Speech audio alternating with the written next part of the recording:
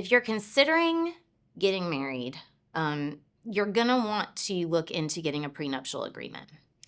In Alabama, both prenuptial and postnuptial agreements are enforceable, and a court is bound to follow them so long as the conditions of the contract have been met. So a prenuptial agreement is before marriage. Typically, people enter into that to say, if it's in my name, it's mine. If it's in your name, it's yours.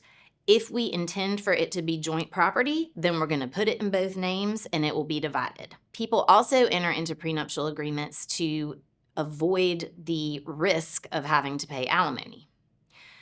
They are absolutely enforceable. You have to meet certain conditions when you enter into them. But what the law says is that it is enough consideration, which means it's enough value exchanged that you're getting married. So the marriage, you can basically say, if you don't sign this prenup, I'm not going to marry you, and that's a binding contract.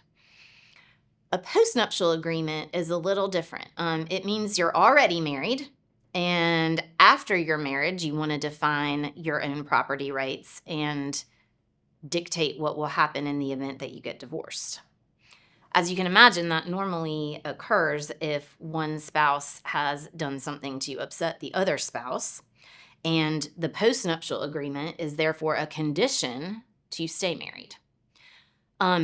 Other than the timing of it, there's not much difference in a postnuptial agreement.